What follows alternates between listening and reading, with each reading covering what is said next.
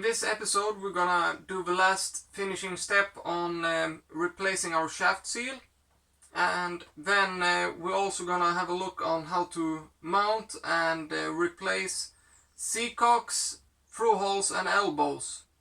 And we will also use locking wire to secure bolts under the waterline.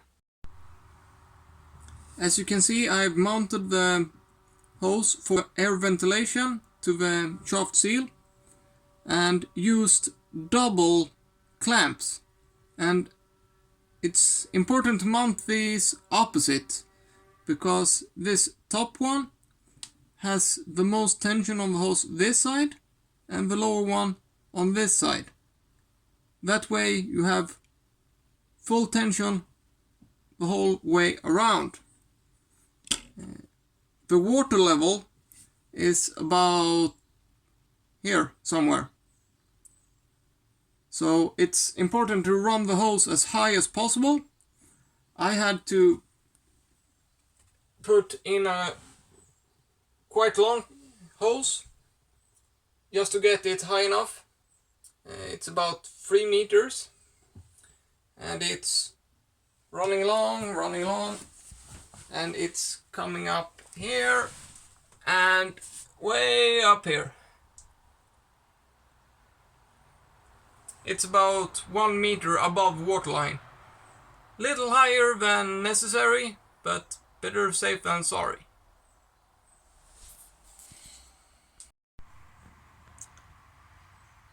These clamps are stainless 316. Only use stainless clamps on the waterline. I use stainless clamps all over the boat, both under and above the waterline, just to be safe. And all hoses that are under the waterline should be like this, reinforced. And here I have chosen a transparent one, just to be able to see when I have got all the air out of the shaft seal. When it stops bubbling, it's good to go. There is a couple of different ways to secure bolts and nuts. There is locking washers, locking nuts. My favorite that's on this boat, locking wire. It's quite easy, and in the nut or in the bolt there is a small hole. Just take a piece of thin stainless wire. This one I use is 316 or A4. Applies very easily.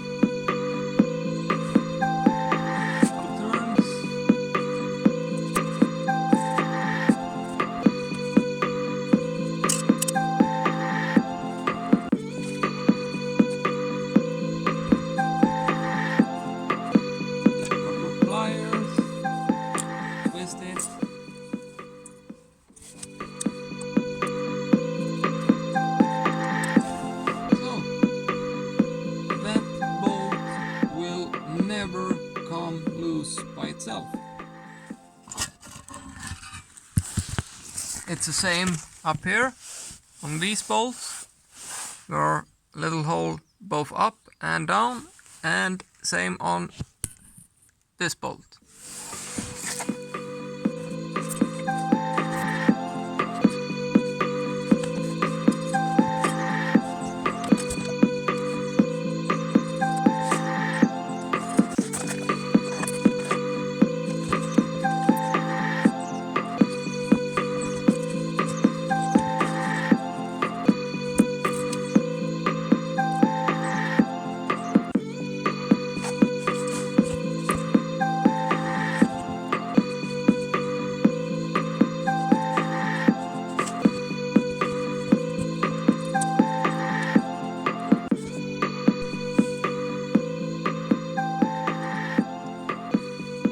And then just tighten it.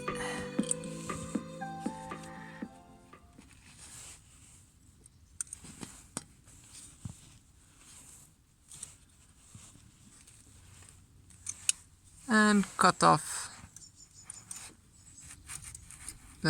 excess wire.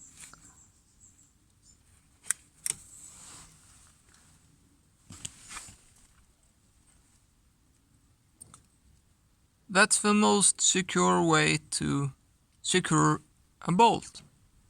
Wire locks.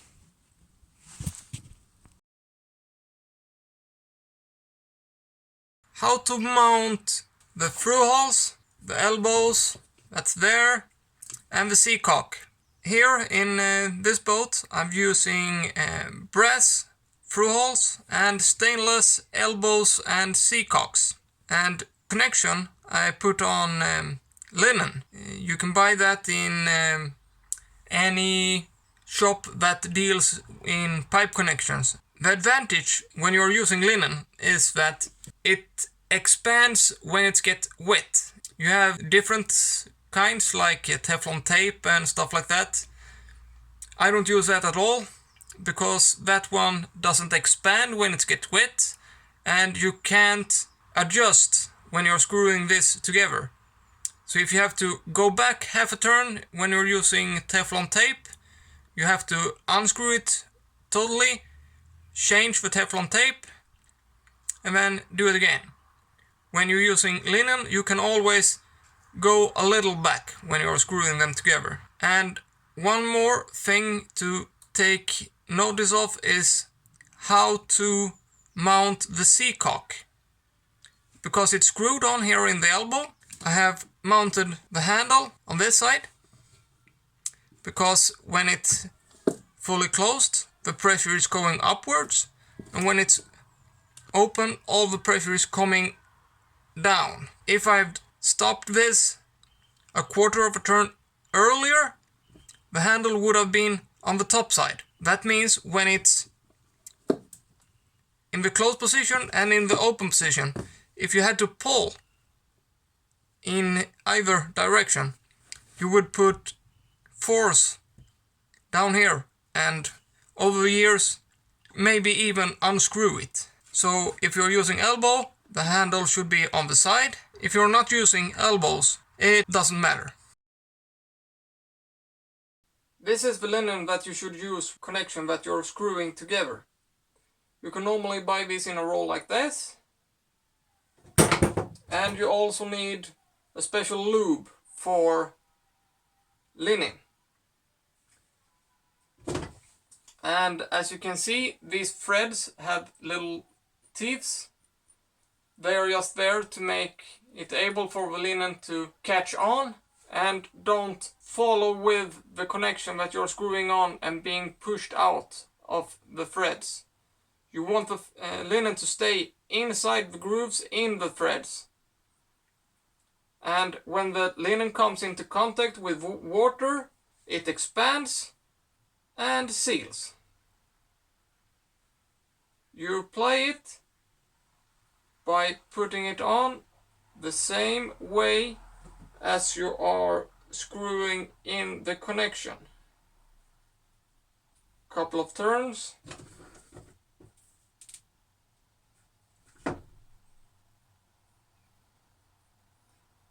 Apply the lube all the way around.